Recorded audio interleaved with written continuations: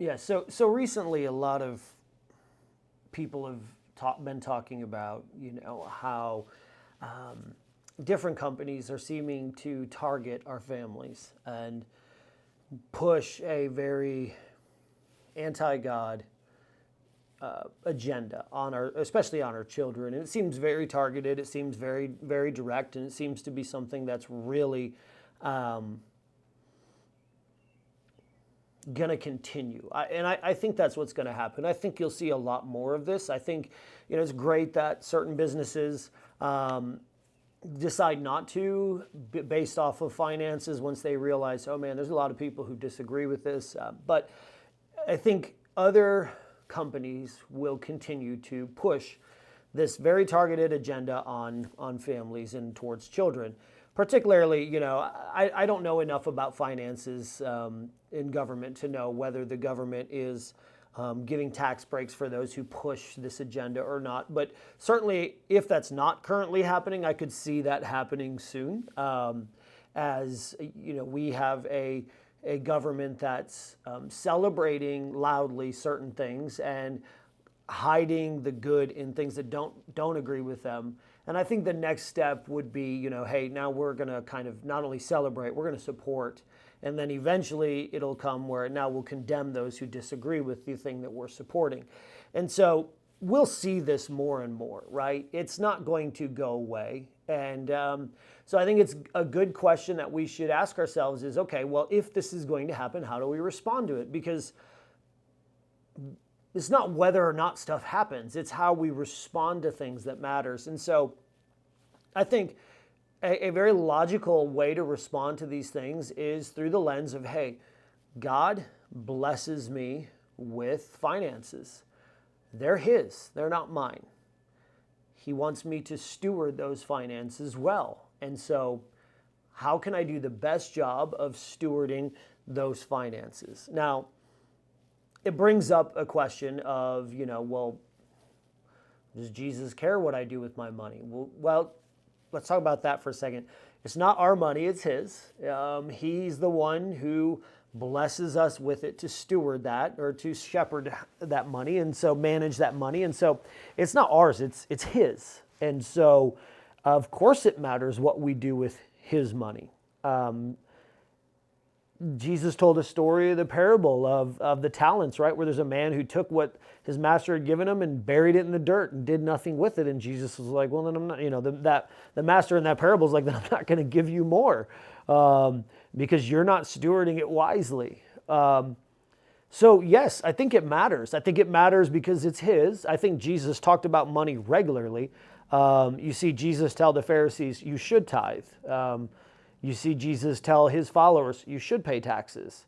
You see Jesus talk about money consistently throughout His earthly ministry. So the Bible's full of stories about money. And so clearly,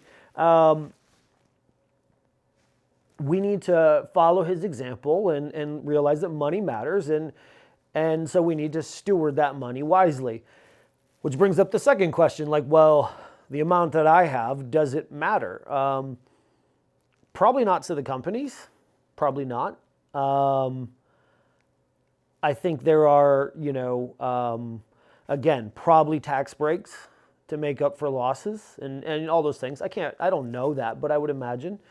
And there's also a lot of people who, when one person in America says, I'm not supporting this, somebody else in America says, then I instantly am, right? And so it might not matter to them, but I think it matters to us. And it matters to God. And so, can you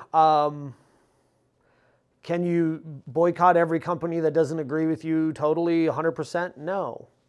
There's no way of even knowing who all they, like there's no way of keeping track, honestly. And so that's not the point. I think that, you've got to ask the Holy Spirit for wisdom to say, hey, with my family, this is what we think we're going to do with what God's blessed us with.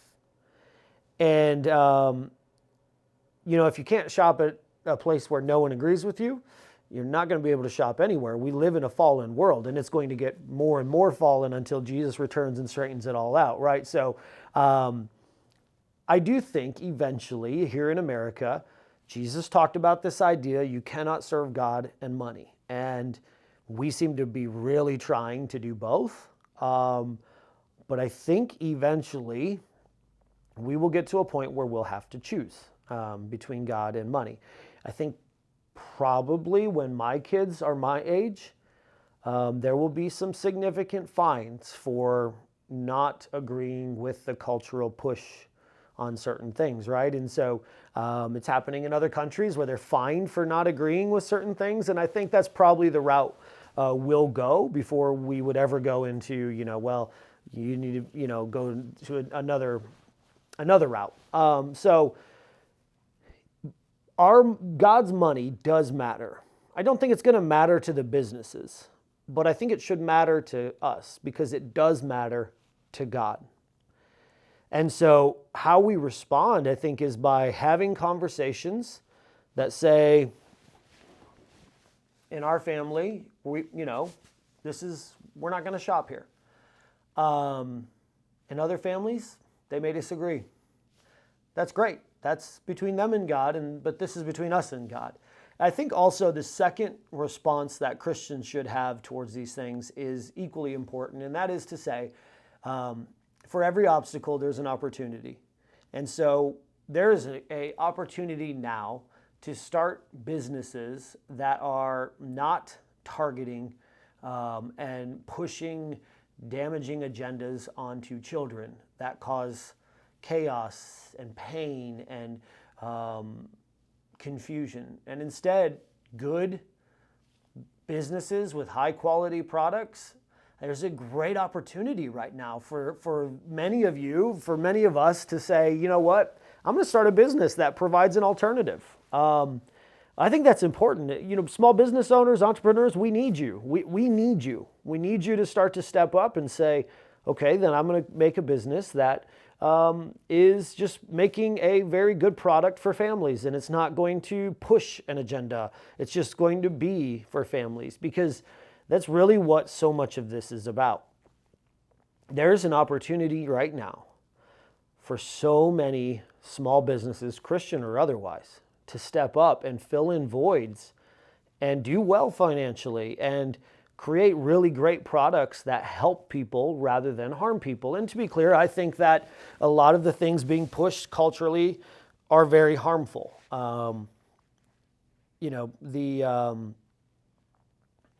The message by a certain artist who worked with a certain store saying, that, well, the devil loves your pronouns. Well, of course he does, because they're going to cause pain. They're going to cause confusion. They're going to cause chaos. They're going to harm the thing that God loves. What does God love? He loves us. We're made in His image. So it's an opportunity for the image of God to be harmed. Well, the enemy's going to jump all over that. They're going to love that.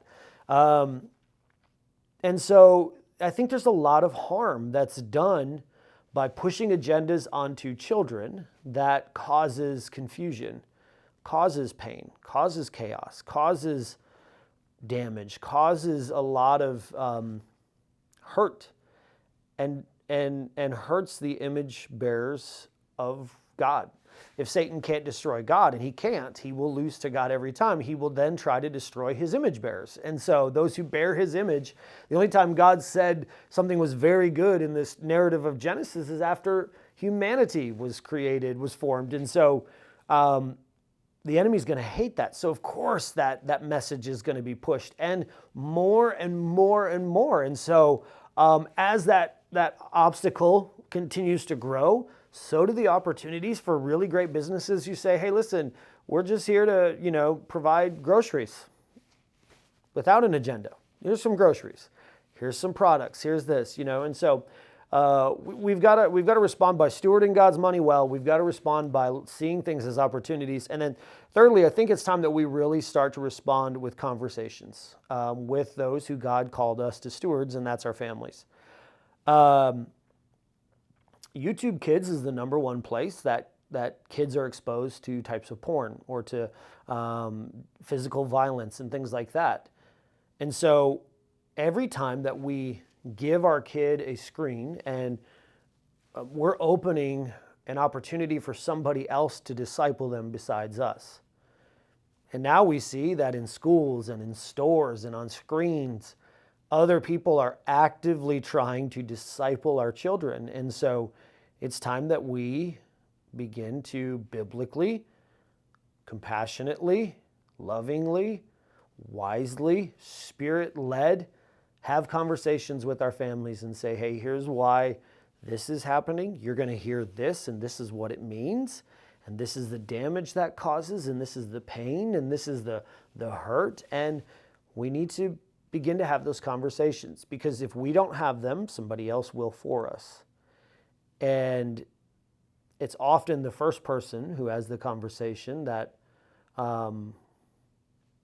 begins to have a foothold. And so we want to wisely have conversations with our families and say, hey, listen, this is why we are making these choices. My wife and I had this conversation with our daughter.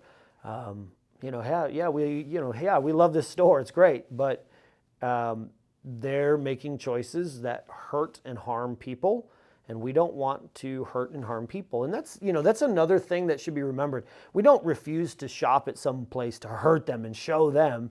We just think we should steward God's money wisely, and that's not wise to do it that way. And so having those conversations, I think, is super important. So that's how we respond. It's not whether companies are going to start to push this agenda. It's when and how we respond to the agenda they're pushing. So I think we respond, by stewarding God's money wisely. I think we respond by seeing opportunities in front of us, and I think we respond by healthy, loving conversations with those who God's called us to steward. If you're a pastor, then that's your church and your family. If you're a leader, that's the people you lead. If you're a parent, you are the parent. The child is not the parent, you are. So it's time to have the conversations in the way that will help raise them in the nurture and the admonition of the Lord. And so I think that's how we respond to these things. Never out of outrage or anger or hostility, but always out of love. We steward wisely what God's given us, and we see opportunities where others see obstacles. And so, hey, always remember that you matter.